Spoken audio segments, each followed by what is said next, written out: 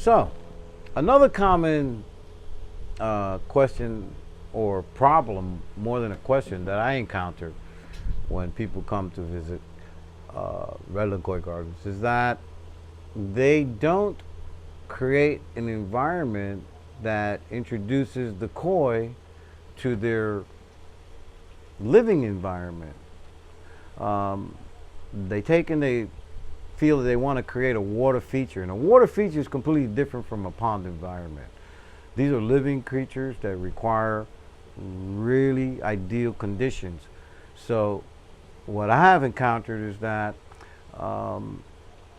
they don't introduce the pond in a suitable location that allows them to interact with the fish. So the result is that the pond becomes an additional addition to their yard, but they are not invited to it.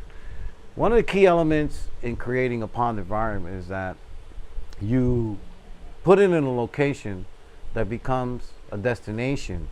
So as a result of it becoming a destination, now you pay closer attention to the fish that you have. So your goal should be to take and create an environment that allows you to take and spend time with your fish and becomes a location in your yard where the family congregates. And this is how you take and expand on this opportunity to take and create the fish his environment while taking and enhancing your own. So what I would recommend is always speak to someone that is actually pond qualified. They understand the principles that go into taking creating this space. Put it in a location that invites the family to come out and congregate around it. So going back to our previous recording, it is about poundage of fish to a ration of water. Those calculations are readily available on a number of different websites. I personally like having 350 to 400 gallons per fish, and if you can do that, that's great. It will allow you to take and always introduce another fish with not overburdening the system. We here at Redland Koi Gardens believe in natural systems. Because of where we're geographically located, we have created some of the finest ponds that you can imagine. People are very envious throughout the countryside. When they hear what we're able to do, it blows their mind. But we take and have 72 degrees of water. We have 7.3 to 5 pH levels. We never overstock our ponds, so our fish are always in perfect conditions to take and reach their full potential. People come out here and they look at these large bodies of water and they go like, why don't you put more fish into it? Well, no, that's not what we're about. We want fewer fish that can live happily.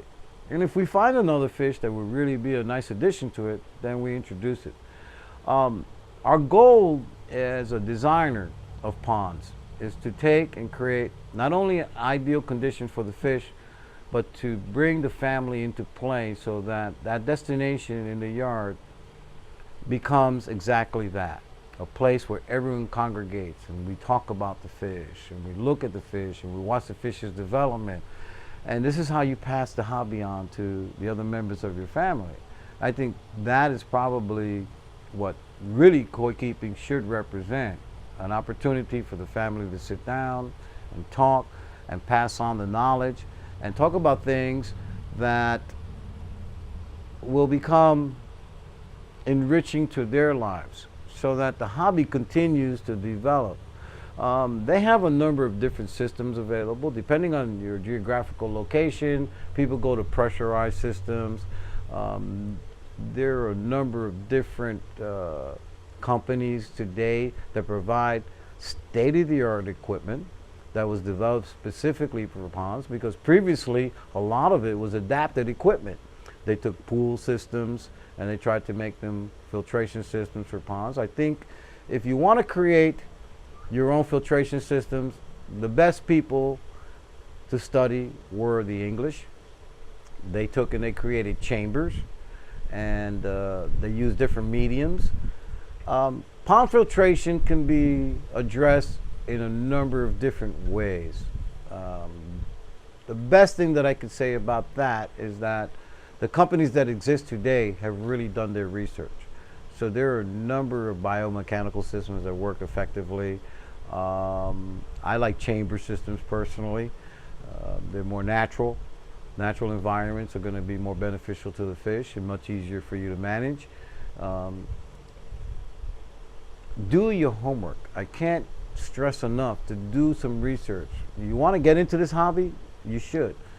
But you need to take and do the research. And thanks to the internet, there's a lot of information. Be very careful because everybody's putting information out there. But if you study the older systems, you have gurus like Peter Waddington, who's a fantastic guy.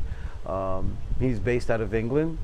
You have companies on the West Coast where you have Ben Plonsky, who has come up with incredible filtration systems.